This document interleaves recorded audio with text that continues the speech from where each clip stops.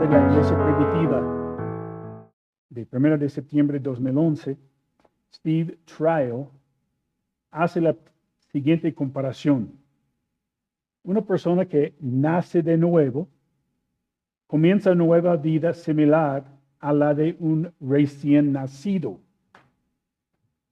Y 7 reglas que promueven la buena salud en los bebés que pueden adaptarse y aplicarse al crecimiento espiritual de un cristiano nuevo en la fe. Dice, alimentación diaria. Compara esto con disfrute de la leche espiritual no adulterada, la palabra de Dios, a través del estudio y la meditación. Habla de aire fresco. Ora con frecuencia o te desmayarás.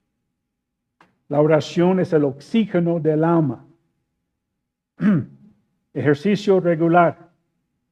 Pon en práctica lo que aprendes en la palabra de Dios. Descanso adecuado. Confía en Dios en todo momento con fe sencilla. Entorno limpio. Evite las malas compañías y todo lo que te debilite espiritualmente. Cuidado amoroso. Sé parte de una iglesia donde se beneficiará de la enseñanza de un pastor y de acompañarismo cristiano. Y chequeos periódicos. Examina periódicamente tu salud espiritual. Entonces, ¿has pasado por esos cuidados como bebé espiritual dentro de la iglesia? Hemos estado estudiando diferentes aspectos de la iglesia. Es el lugar más preciado donde se reúnen los que son llamados. ¿Qué significa la iglesia? ¿Y llamados de qué? ¿De dónde? De salir de la esclavitud del pecado por medio de la fe en Cristo, para formar parte de la iglesia universal con todos los creyentes del mundo y de la iglesia local donde nos reunimos. Hemos visto que Jesús es el fundamento de la iglesia, la compró con su sangre, la sostiene, se multiplica, proclama el evangelio y nada le puede derrumbar. Y la Biblia nos presenta diferentes comparaciones de la iglesia con Jesús. Nada más algunos. El buen pastor. Y nosotros somos sus ovejas. Él es el esposo, la iglesia es su esposa. Cristo es la cabeza, nosotros el cuerpo. Y la iglesia fue creada para exaltar a Dios, edificar a los creyentes y evangelizar a los perdidos. Y finalmente, la semana pasada vimos las responsabilidades de los líderes y de la iglesia, la congregación. Y hoy vamos a ver un pasaje en Hechos 2, donde vemos las características de la primera iglesia que Dios empezó y edificó. Entonces vamos a buscar Hechos capítulo 2. Hechos 2, y nada más 2 versículos. 41 y 42. Hechos 2, 41, 42.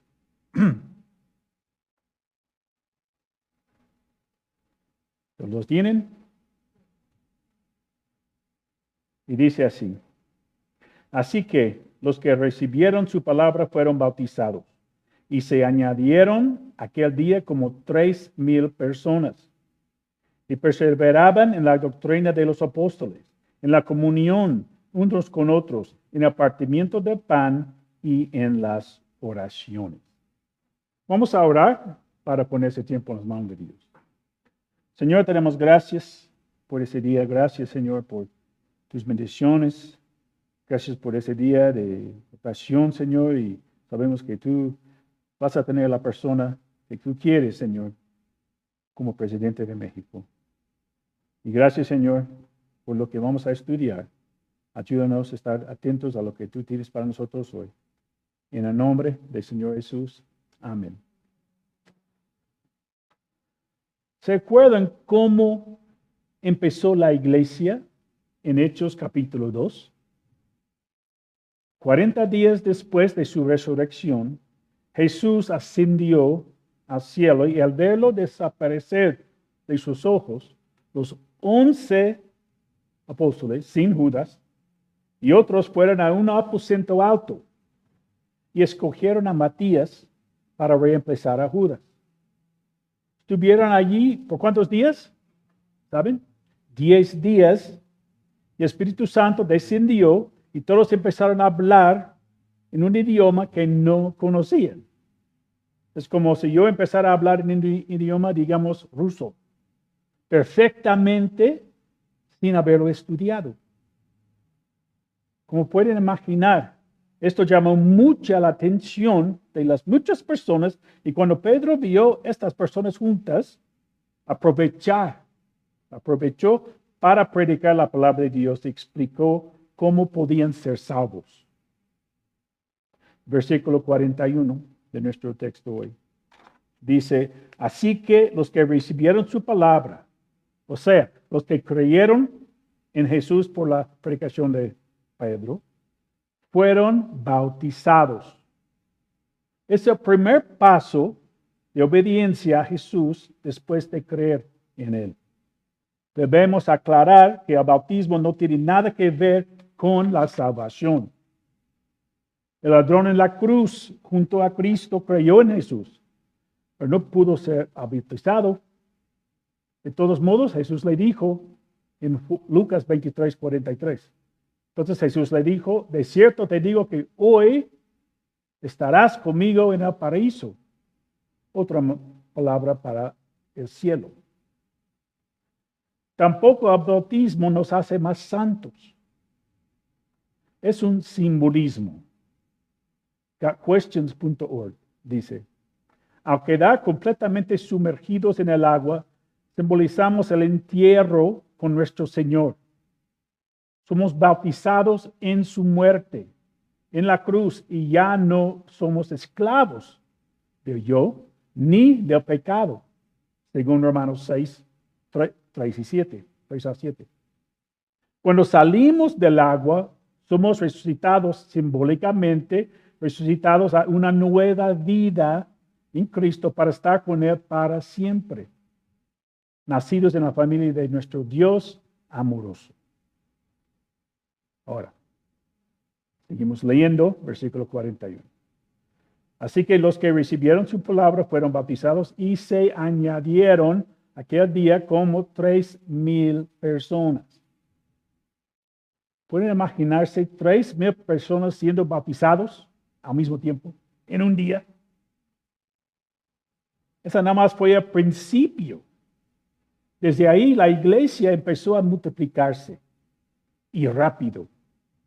Podemos ver a través de Hechos cómo creció la iglesia.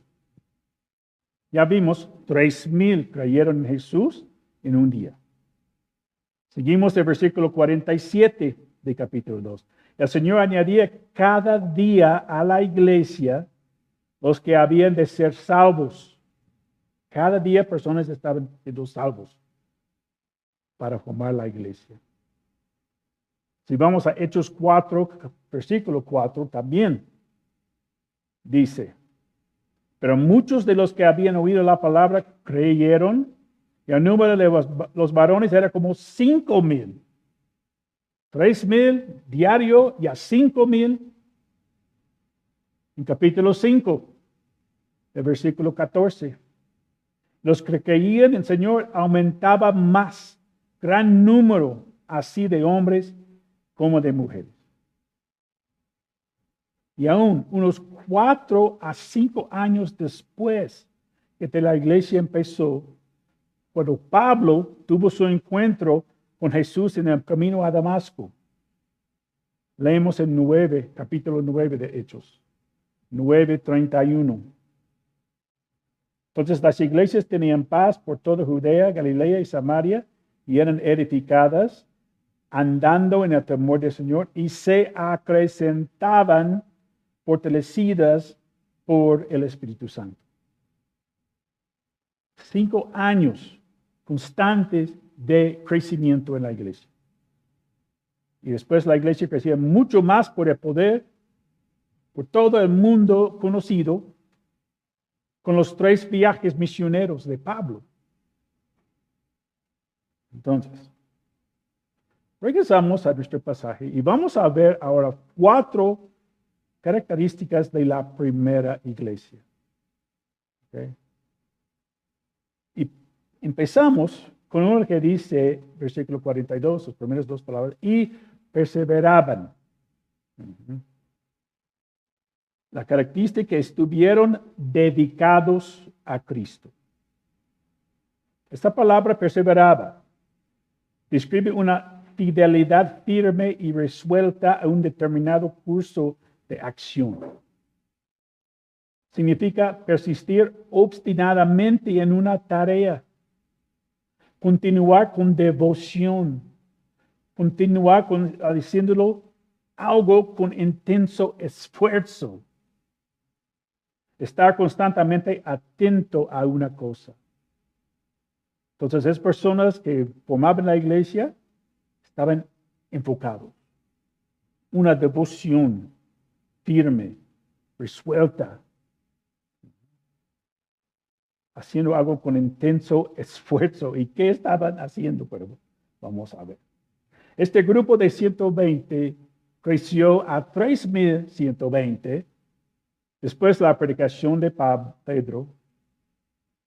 Hacían algunas cosas firmes y resueltas, con devoción, intenso esfuerzo, atentos a lo que vamos a ver el resto de este versículo. Estuvieron dedicados a Cristo después de poner su fe en Él. Estos hermanos genuinamente oyeron la palabra, creyeron en Jesús para salvación de sus pecados. Sin embargo, cabe mencionar que hay muchos en las iglesias que dicen que son salvos, pero no lo son. El devocional de Gerardo dio el miércoles en el tiempo de oración fue sobre la parábola de trigo y la cizaña en Mateo capítulo 13. El trigo representa a los creyentes en el mundo y la cizaña representa a los no creyentes que viven entre los cristianos. Siempre va a haber personas en las iglesias que proclaman ser cristianos. Se dicen cristianos. Se visten como cristianos. Hablan como cristianos. Pero no lo son de verdad. Hay personas que son muy fieles en la iglesia y de repente ya no las vemos. También hay personas que reniegan de la fe. Primera de Juan 2:19. Salieron de nosotros, pero no eran de nosotros. Porque si hubiesen sido de nosotros, habrían permanecido con nosotros, pero salieron para que se manifieste en que no todos son de nosotros. Entonces, no todos en la iglesia son cristianos verdaderos. También vimos en el Sermón del Monte que Jesús dijo en Mateo 7:21-23. Mateo 7. No todo el que me dice, Señor, Señor, entrará en el cielo de los reinos, sino el que hace la voluntad de mi Padre que está en los cielos. Muchos me dirán en aquel día, Señor, Señor, ¿no profetizamos en tu nombre echamos fuera demonios, en tu nombre hicimos muchos milagros? Entonces les declararé, nunca, jamás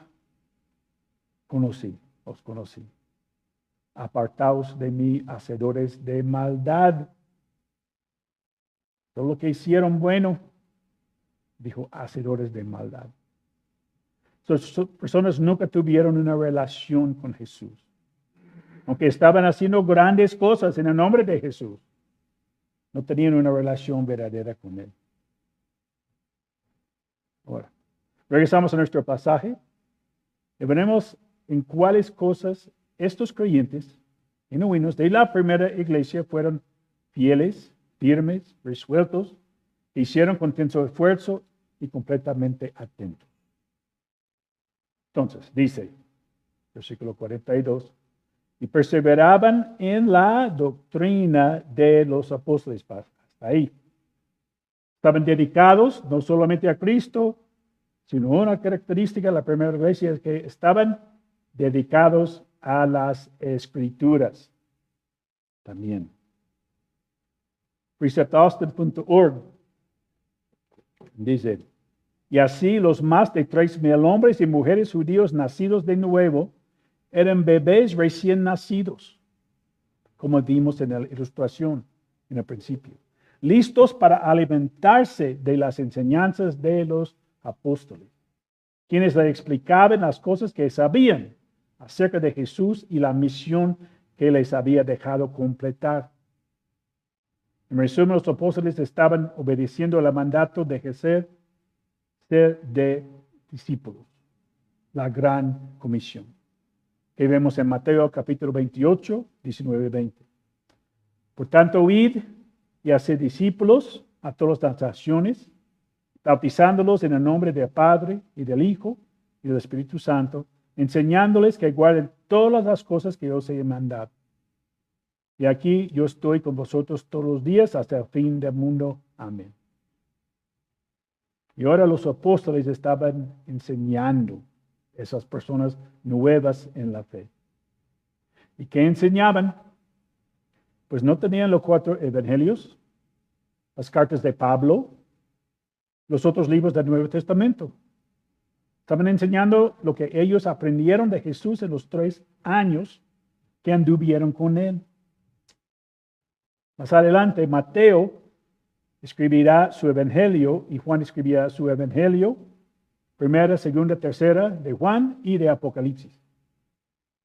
Pero en ese momento nada más podían enseñar las cosas que habían aprendido de Jesús y sus enseñanzas y todo lo que tenían del Antiguo Testamento, que anunciaba la llegada de Mesías y que se había cumplido plenamente en Jesús.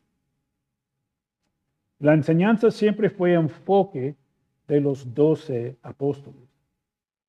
Ahora tenemos en nuestras manos, en la Biblia, las enseñanzas que los apóstoles enseñaban en aquel entonces y debe ser el enfoque de nuestra iglesia.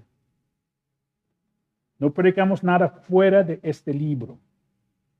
Gerardo y yo hacemos nuestro mejor esfuerzo para enseñarles la sana doctrina, o sea, lo que el autor quería decir cuando escribió, guiado por el Espíritu Santo. Algunas iglesias hacen mucho énfasis en programas y actividades sociales. No hay nada malo en hacerlos. El problema es cuando se deja en último lugar la enseñanza de la Biblia.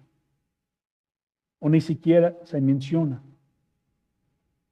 ¿Se imaginan a los primeros cristianos reuniéndose con ese objetivo principal?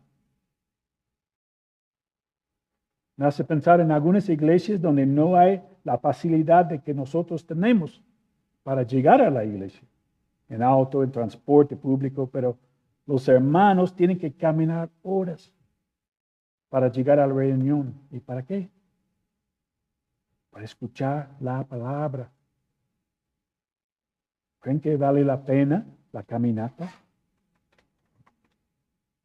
Debemos estar predicando. Y cuando predicamos la palabra de Dios, ella renueva nuestras mentes. Romanos 12:2. No os conforméis a este siglo, sino transformaos por medio de la renovación de vuestro entendimiento. O sea, transforma nuestra manera de pensar. Por eso debemos estudiarla y memorizarla en nuestro estudio personal, escucharla en las reuniones. ¿Y cuál será el resultado? Dice, para que comprobéis. La Nueva Biblia de las Américas dice, o verificar cuál sea la buena voluntad de Dios, agradable y perfecto. para saber cuál es la voluntad de Dios para nosotros en diferentes situaciones. Continuamente estamos enfrentando situaciones en donde tenemos que discernir o entender cuál es la voluntad de Dios. La palabra de Dios produce en nosotros ese discernimiento. Y Pablo enfatiza a Timoteo la importancia de predicar la palabra. Según el Timoteo 4:2. Según el Timoteo 4:2, que prediques la palabra, que instes, o sea, siempre esté preparado. ¿Cuándo? A tiempo y fuera de tiempo, todo el tiempo.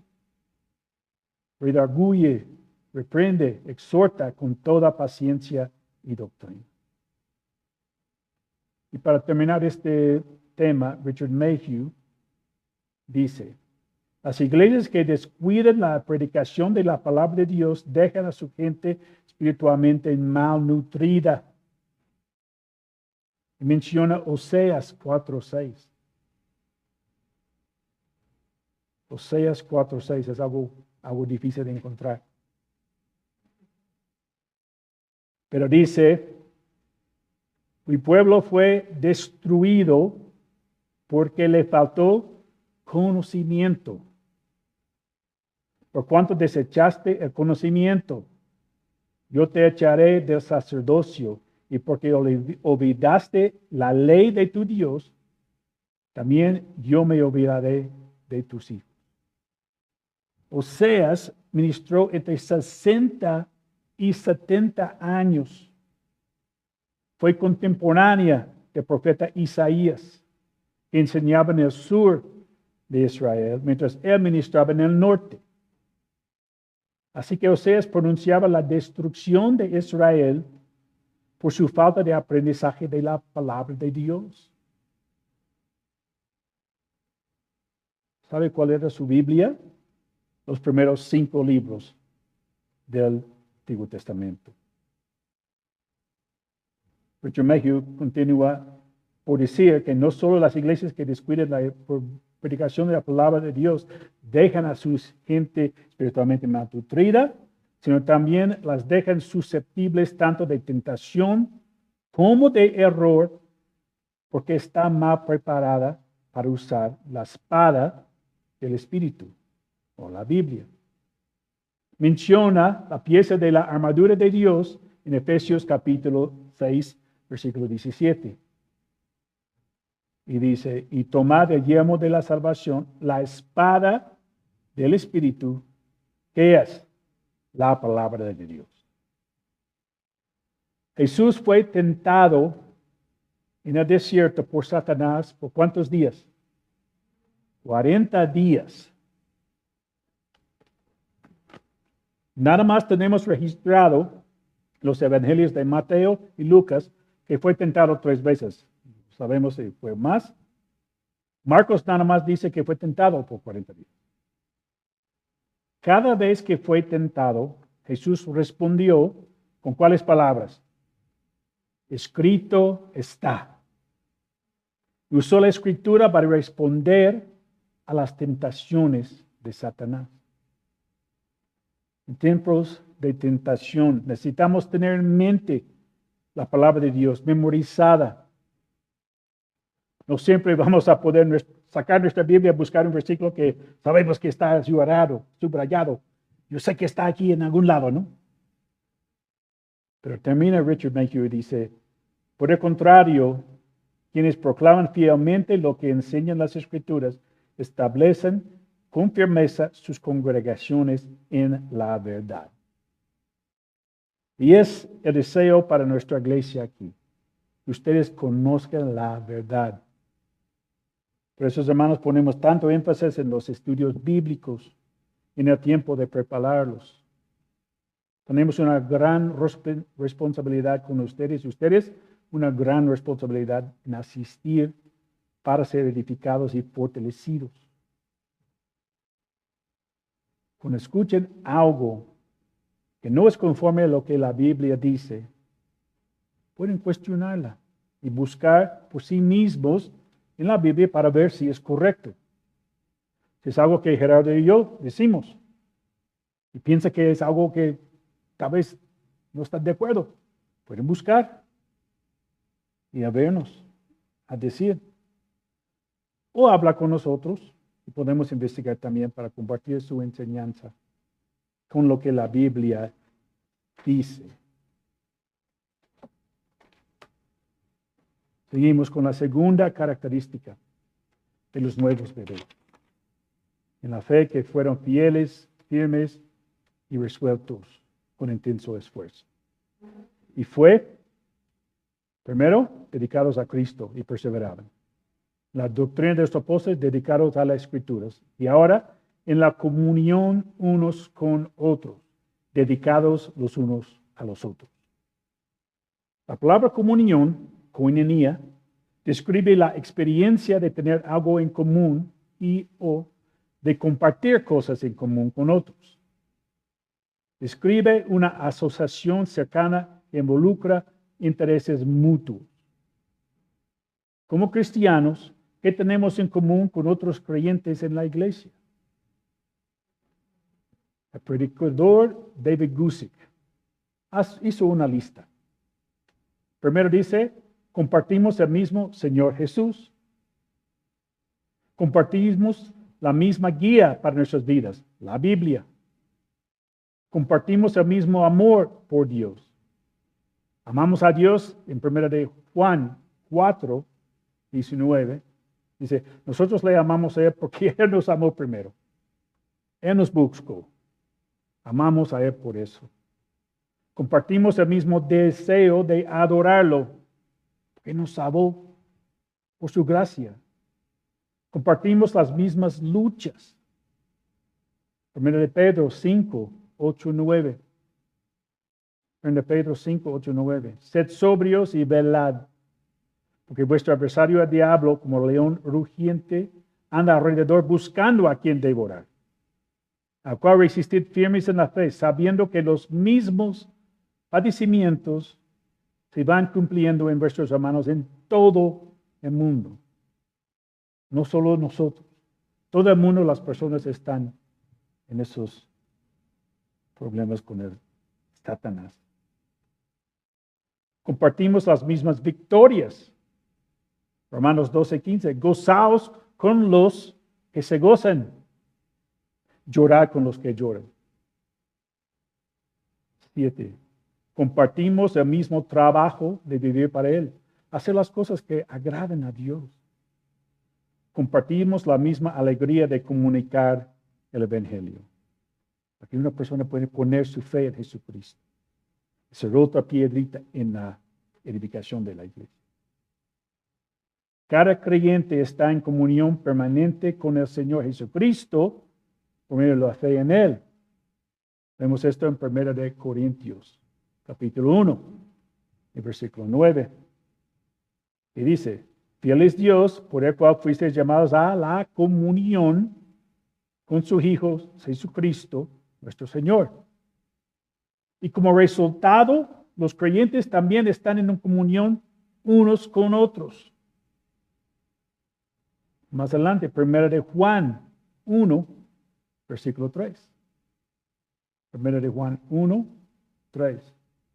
Los que hemos visto y oído, eso anunciamos para que también vosotros tengáis comunión con nosotros. También aquí leemos de la comunión que tenemos con Jesucristo. Nuestra comunión verdaderamente es con el Padre y con su Hijo Jesucristo. H.W. Robinson escribe en devocional de Pan Diario. Los creyentes pueden lograr avances muchos mayores por la causa de Cristo cuando actúan y oran juntos que lo que podrían lograr solos. Cuando los cristianos están unidos para servir al Señor, pueden llegar a ser una fuerza poderosa para Dios. Aunque el Nuevo Testamento nos insta a poseer una fe personal de Jesucristo, no dice nada en absoluto acerca de una fe privada. Estamos a otros creyentes y otros creyentes nos necesitan a nosotros. Disfrutemos de la fuerza y el compañerismo disponibles en el cuerpo unificado en Cristo. Entonces, la vida cristiana debe vivirse en constante comunión con Cristo y su pueblo, en un buen pastor, donde nos necesitamos los unos a los otros. Necesitamos que asisten cada semana para que podamos animarnos a amar el uno al otro. Y que el mundo puede ver esto.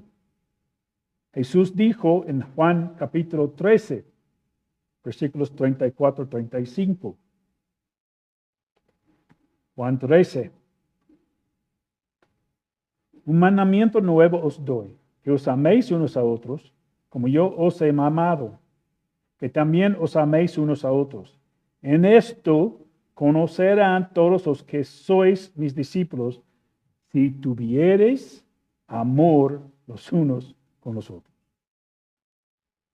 ¿Nos amamos los unos a los otros aquí en la congregación? Tal vez se encuentres hermanos aquí que son difíciles de amar, que no se dan a querer. Jesús no dijo que os améis unos a los que son fáciles de amar y hacer a un lado a los que te caen mal. Si somos hijos de Dios, debemos y podemos amar a todos los hermanos y buscar la comunión con otros con la ayuda del Espíritu Santo. ¿Creen que los más de 3,000 que formaban la iglesia en el principio se caían muy bien todos? No creo. Seguramente que no tenían conflictos, como leemos en algunos pasajes de Hechos. Pero sabemos que cada conflicto es una oportunidad para glorificar a Dios y para poner en práctica lo que aprendimos de la palabra de Dios. Así que hermanos, amémonos unos a otros. Seguimos, Hechos 2:42. Y perseveraban, dedicados a Cristo, en la doctrina de los apóstoles, dedicados a las Escrituras, en la comunión unos con otros, dedicados los unos a los otros. Y la tercera característica de la primera iglesia fue en el partimiento del pan, dedicados a la Santa Cena, que acabamos de participar. ¿Por cuáles razones celebramos la Santa Cena? Ya leímos estos versículos. 1 Corintios 11:26. Así pues, todas las veces, constantemente, no dice cuánto frecuente, pero todas las veces, que comieres este pan y beberes esta copa, la muerte del Señor anunciáis. Hasta ahí. Lo hacemos en memoria de Cristo, cuando murió en la cruz hace 2,000 años para darnos el perdón de pecados y la vida eterna. Primera de Pedro, capítulo 3. Primera de Pedro 3:18. Dice, porque también Cristo padeció una sola vez por los pecados, el justo Jesús, que nunca pecó, por los injustos, nosotros que nacemos con el pecado, para llevarnos a Dios. Otro devocional de Pan Diario dice, cuando un buque de la Armada de los Estados Unidos llega o sale de las bases militares de Pearl Harbor, la tripulación de este barco se alinea con uniforme de gala. Están firmes con el brazo extendido en los bordes exteriores de la cubierta, en saludos a los soldados, marineros y civiles, que más que 1,100 que murieron el 7 de diciembre de 1941. En una vista conmovedora, y los participantes a menudo le enumeran entre los momentos más memorables de su carrera militar. Tengo 2 fotos aquí. Entonces, ahí en medio, en el agua, es un memorial donde la buque ahí hundió USS Arizona. Entonces hice el memorial arriba. Puedes ver el barco abajo. Entonces cada vez que un buque entra o sale, todos están ahí saludando en memoria de las personas que murieron, las 1100 que murieron en 1941. Hay otro aquí, que todos están en uniformes de gala, y es un tiempo muy solemne. Como que estuve en el ejército, me llamó mucho la atención. Incluso para los soldados en tierra, el saludo desencadena una conexión emocional increíble. Pero especialmente entre los servidores que hoy y los servidores de ayer. Otorga nobleza al trabajo del marinero de hoy, al tiempo que dignifica el sacrificio de los del pasado. Y dice, nuestra participación en la Santa Cena honra su sacrificio y al mismo tiempo nos otorga una conexión con Él como ningún otro acto de recuerdo. Es un tiempo muy solemne, un tiempo de comunión con Jesús reflexionando en su muerte en la cruz, que nos dio vida eterna y que un día va a regresar a llevarnos con Él. Seguimos leyendo para ver la segunda razón de la Santa Cena. Dice, hasta que Él venga, hasta que regrese en el arrebatamiento de llevarnos a Él con Él al cielo. Aquí la celebramos el primer domingo de cada mes. Seguiremos celebrándolo hasta que Cristo venga por nosotros. Oramos. ¿Estamos listos para el regreso de Cristo para nosotros? Yo creo que ya va a ser muy pronto con todo lo que vemos en este mundo. También otra parte de Santa Cena es que debemos examinar nuestros corazones. Ya vimos esto. Versículo 27, 1 Corintios 11. De manera que cualquiera que comiere este pan o bebiere esta copa del Señor indignamente, será culpable del cuerpo y de la sangre del Señor. John MacArthur explica que cuando alguien pisa la bandera de su país, no están deshonrando la tela de que está hecha. Están deshonrando su país. Y cuando tomamos de la Santa Cena de una manera indigna, nada más como una rutina, Gerardo mencionó esto, y no reconociendo la muerte de Jesús en la cruz, estamos deshonrando su sangre y su cuerpo que sacrificó por nosotros. Somos culpables de burlarnos de Él y de tratar con indiferencia la persona misma de Jesucristo. Después dice, versículo 28, por tanto, pruébase cada uno a sí mismo y coma así del pan y beba de la copa. Debemos identificar si participamos de la Santa Cena con la actitud correcta. Recordando la muerte de Jesús en la cruz, la sangre que derramó, su cuerpo que sacrificó por nosotros. También es un tiempo de confesar nuestros pecados y tener una conciencia limpia ante Dios. No debemos tomar los elementos con poca seriedad.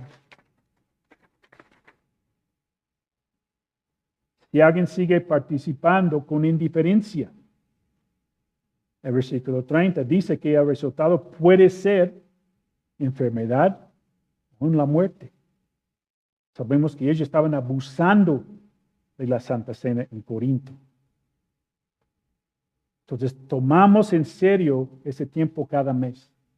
Esa razón por la que cerramos la puerta, mientras que estamos en la Santa Cena.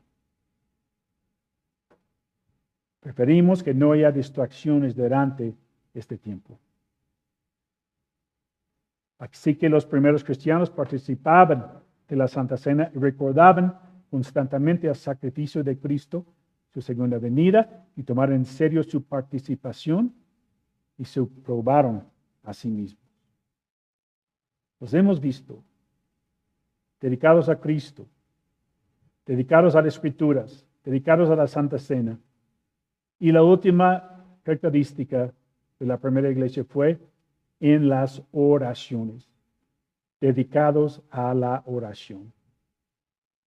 En el Nuevo Testamento llama una y otra vez a los creyentes a orar con fervor y de forma continua. Vemos algunos ejemplos. Lucas 18, versículo 1. Lucas 18, 1. También les refirió Jesús una parábola sobre la necesidad de orar siempre y no desmayar. Ya en Romanos, capítulo 12. Ya los demás son de Pablo. Romanos 12, 12. Gozosos en la esperanza, sufridos en la tribulación, constantes en la oración. Efesios 6, capítulo 18. Efesios 6, 18. Orando en todo tiempo, con toda oración y súplica en el Espíritu, velando en ello, con toda perseverancia y súplica por todos los santos. Orando en todo tiempo. Colosenses, capítulo 4, versículo 2. Colosenses 4, 2. Perseverad en la oración, velando en ella con acción de gracias. Y tal vez la más conocida, 1 de Tesalonicenses 5, 17. Orad sin cesar. Entonces, ¿creen que la oración es importante dentro de la iglesia? Sí. Pero ¿saben qué? Tiempo de oración aquí cada miércoles es lo menos concurrido de todas las actividades de la iglesia. Debería ser el que tuviera mayor asistencia. Sabemos que algunos no pueden venir por la salud o por otras circunstancias, pero hay algo especial de tener un buen número de la congregación orando juntos en el local, estando de acuerdo con otros de la congregación en nuestras oraciones. Les invito a que hagan un esfuerzo para venir. Sabemos que Jesús escucha nuestras oraciones, pero no sabemos si va a contestar sí o no, o lo más difícil, espera. Jesús enseñó a sus discípulos en Juan 14, 13 y 14. Juan 14. Y todo lo que pidieres al Padre en mi nombre, lo haré, para que el Padre sea glorificado en el Hijo. Si algo pidieres en mi nombre, yo lo haré. Así. Y ellos estaban enseñando los nuevos creyentes en la fe. Pero también Juan sabía cómo escribió en 1 de Juan 5, 14. 1 de Juan 5, 14. Y esta es la confianza que tenemos en Él, que si pedimos alguna cosa conforme a su voluntad, Él nos oye. Entonces, oramos por cualquier cosa. Nada más vamos a recibirla si es conforme a la voluntad de Dios. Pero no sabemos, seguimos orando, no desmayamos. Para Dios la oración es fundamental. Vamos a retroceder y repasar un poquito. ¿Cómo empezó la iglesia? Empezó por la predicación de Pedro. En Hechos 1, Jesús ascendió al cielo y dejó instrucciones para sus discípulos a esperar en Jerusalén hasta que llegara el Espíritu Santo. En Hechos 1, capítulo 14, versículo 14, dice, todos estos perseveraban unánimes en ¿qué? Oración y ruego, con las mujeres y con María, la madre de Jesús, y con sus hermanos. 120 discípulos estaban en oración y ruego por 10 días. Y por fin, leemos en Hechos 2:1. Cuando llegó el día de Pentecostés, estaban todos unánimes juntos. Los comentaristas creen que los 120 mencionados en Hechos 1:14 que estaban en la misma página todavía en oración y ruego. Y de repente llegó el Espíritu Santo y la iglesia empezó. Después, en Hechos 4, Pedro y Juan estaban arrestados por predicar a Jesús, cuando 5,000 varones pusieron su fe en Jesús. Las autoridades religiosas los metieron en la cárcel por la noche y al día siguiente les amenazaron que no predicaran más y los soltaron. Pedro y Juan regresaban a la iglesia y les dijeron todo lo que pasó. Versículos 23 y 24 de Hechos 4. Y dice, y puestos en libertad vinieron los suyos y contaron todo lo que los principales sacerdotes y los ancianos les habían dicho. Y ellos, habiéndolo oído, alzaron unánimes la voz a Dios y dijeron, soberano Señor, tú eres el Dios que hiciste el cielo y la tierra, el mar y todo lo que en ellos hay. ¿Empezaron una reunión de alabanza? No. ¿Una fiesta de la bienvenida? No. Empezaron una reunión de oración. Puedes leer todo lo que oraron en versículos 25 a 30. Pero en el versículo 31 de Hechos 4 dice, cuando hubieron orado, el lugar en que estaban congregados tembló, y todos fueron llenos del Espíritu Santo y hablaban con denuedo la palabra de Dios. A pesar de las amenazas, siguieron predicando con valentía. Así fue la oración corporativa en la iglesia primitiva. Dios escuchó sus oraciones, hizo grandes cosas. También aquí en nuestra iglesia Dios puede hacer grandes cosas si oramos juntos como iglesia. Pues para terminar la predicación de hoy, Pedro predicó en el día de Pentecostés. 3,000 personas creyeron en Cristo y fueron bautizados. Y perseveraban, dedicados a Cristo, en la doctrina de los apóstoles, dedicados a las Escrituras, en la comunión unos con otros, dedicados a los unos a los otros, en el partimiento de pan, dedicados a la Santa Cena, y en las oraciones, dedicados a la oración. Entonces, cada uno de nosotros que hemos creído en Cristo, ¿estamos dedicados a Cristo? ¿Dedicados a las Escrituras? ¿Dedicados los unos a los otros? ¿Dedicados a la Santa Cena? ¿Y dedicados a la oración? Ojalá fuera cierto para todos nosotros, presentes aquí y los que están conectados por la transmisión. Vamos a orar. Señor, damos gracias por tu palabra. Gracias por el ejemplo, Señor, de esta primera iglesia con esos nuevos creyentes. Gracias, Señor, por que ellos estuvieron ahí diario, Señor, en la oración, Señor, en la Santa Cena, en las Escrituras, Señor, comunión unos con los otros. Y pedimos, Señor, por nuestra iglesia, Señor, que podemos tener ese compañerismo los unos con los otros, Señor, en nuestros estudios, tiempo de oración. Gracias, Señor, por ese día, Señor, y porque podemos estudiar esto. Y pido, Señor, si hay una persona que no te conoce como su Salvador personal, que pueden reconocer que son pecadores, Señor, que necesitan perdón de sus pecados. Porque el pecado, el Señor no les permite ir al cielo. Pero tú, Señor, mandaste a tu Hijo a morir en la cruz. Y recordamos con la Santa Cena. Ahora moriste por nuestros pecados y ahora podemos pedir perdón por nuestros pecados.